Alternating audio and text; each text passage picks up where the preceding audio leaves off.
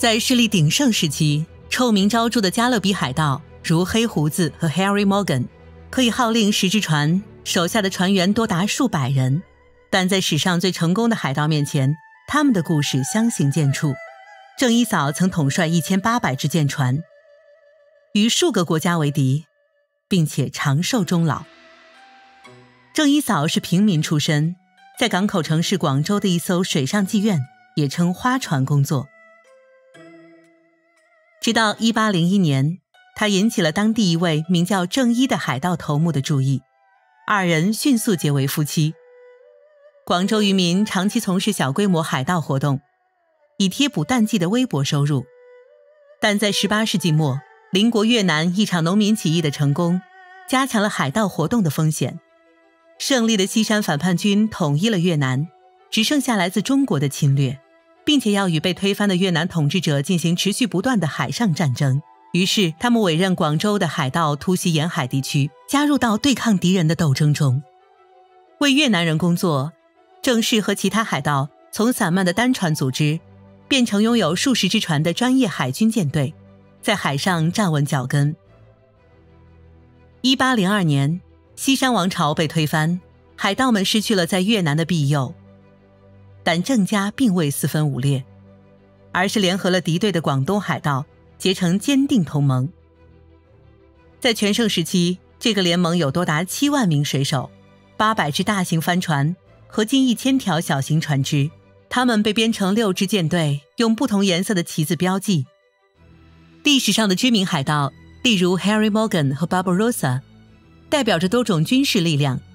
与他们不同，郑家是真正意义上的不法之徒，没有任何政府支持或允许他们的活动。郑一于1807年早逝，在稳固现有所得这一问题上，他的妻子毫不犹豫。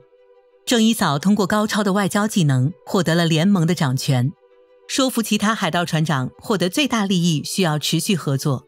同时，他指定亡夫的年轻门生张宝作为最强力的海军队伍红旗帮的指挥者。张宝不仅成为了郑一嫂的得力助手，也是她的爱人，不久后成为她的新任丈夫。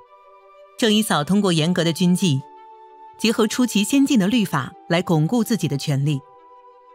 女性俘虏受到保护，免于遭受性侵，海盗可以娶她们为妻，但对他们的虐待或不忠将被处以死刑。在郑一嫂的带领下，海盗势力大增，仅红旗帮就有200台大炮和1300支枪。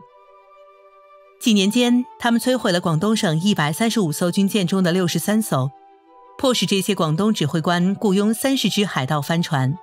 郑一嫂令中国将领感到恐惧，那些得令逮捕郑一嫂的将领们大部分时间都不敢出海，有时甚至破坏自己的舰船以避免海上战争。几乎没有什么可以阻止他们。海盗们对沿海地区的驻防部队、村庄和市场进行野蛮的袭击。郑一嫂在城市和村庄建立了金融办事处，让他手下的海盗可以在陆地和海上定期收取保护费。这实际是在一国之内建立了新国家，他的影响远不止中国南海区域。